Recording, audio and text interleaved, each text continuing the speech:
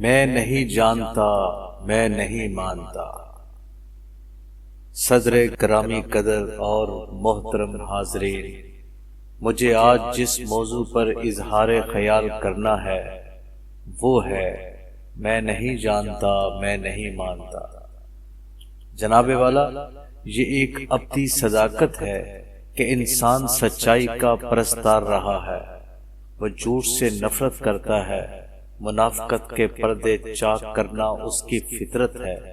لہذا جب بھی کہیں سے وقت کے فرعون کی صدائے غرور ابھرتی ہے اور حق کو صداقت کو مٹانے کے لیے ظلم و تشدد کا بازار گرم ہوتا ہے تو اس کا ضمیر ایک غیور دل کا ترجمان بن کر پکار اٹھتا ہے کہ اے آتش کدوں کو دہکانے والے نمرودوں، اے خدائی کا دعویٰ کرنے والے فرعونوں، اور اے عصر حاضر کے جھوٹے لات اور منات، سنو سنو تمہاری منافقت اور ریاکاری کو، ظلم و تشدد کی گرم بازاری کو میں نہیں مانتا، میں نہیں جانتا۔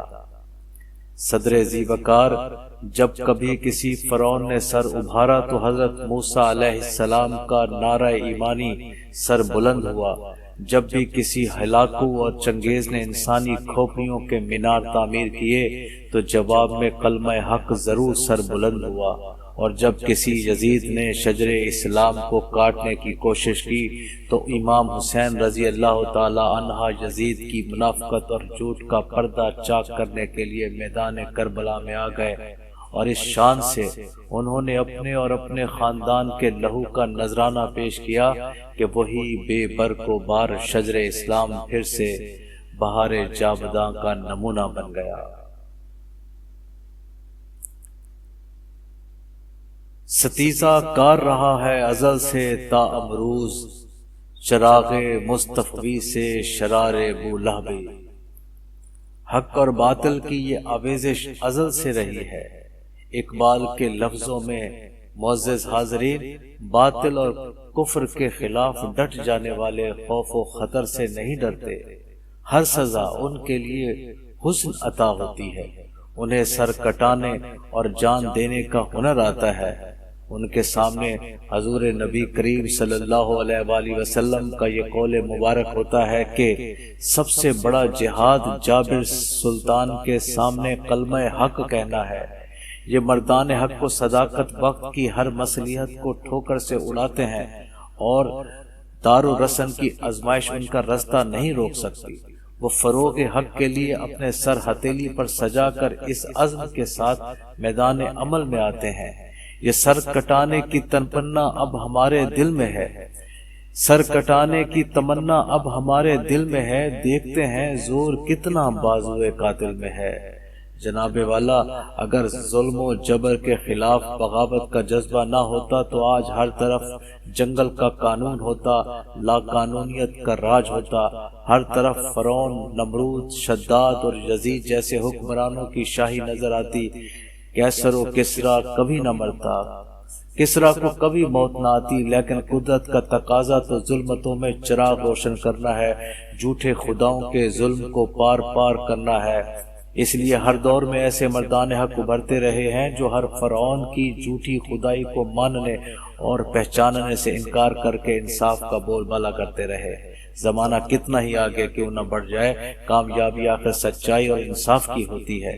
شاعر مشرق کے لفظوں میں حقیقت ابدی ہے، مقام و شبیری بدلتے رہتے ہیں انداز کوفی و شامی۔ جناب والا، زمانہ قدیم سے لے کر عہد جدید تک اور عرب کے ریگستانوں پر خاک اور خون میں لٹنے والے سیدنا بلال رضی اللہ تعالی عنہ سے لے کر عصر حاضر کے غازی علم دین شہید تک ہمیشہ ظلم اور جرم کے خلاف بغاوت کرنے والوں نے ہی حق و صداقت اور انصاف کو نئی زندگی دی ہے۔ کوئی بھی آزادی کی تحریک ہو، دین حق کے احیاء کا جذبہ ہو، منزل ایمانی کی جانب سفر ہو، مظلوموں کی غلامی کی زنجیریں کاٹنے کا مسئلہ ہو، ہمیشہ اصحاب ایمان کا نعرہ مستانہ ہی حق و صداقت کو نئی قوت عطا کرتا ہے۔ تحریک پاکستان پر نگاہ دوڑائیں، مجاہدین راہ آزادی، جمع عزم طلبہ طالبات انگریز اور ہندو کی استبدادیت سے ٹکرا گئے اور ان کے سامنے جھکنے سے انکار کر کے صبح آزادی کے اجالوں کو چاروں طرف پھیلا دیا۔ والا قدر صدی کوئی بھی ہو، حقائق نہیں بدلتے۔ بادل کتنے بھی گر آئے، سورج نے بہر صورت چمکنا ہے۔ کسی بھی ملک میں آمریت کے تاریک سائے کتنے ہی گہرے کیوں نہ ہو، جمہوریت کے اجالوں نے بہر صورت بکھرنا ہے۔ انصاف ایک سمندر ہے جس نے رواں رہنا ہے، سچائی ایک سورج ہے جس نے ہمیشہ جگمگانا ہے۔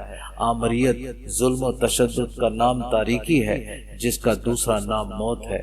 ضرورت صرف ان حق پرستوں کی ہے جو وقت کی آنکھوں میں آنکھیں ڈال کر یہ کہنے کا حوصلہ رکھتے ہوں، ایسے قانون کو، ایسے دستور کو، ایسے قانون کو، ایسے دستور کو، صبح بے نور کو میں نہیں مانتا، میں نہیں جانتا۔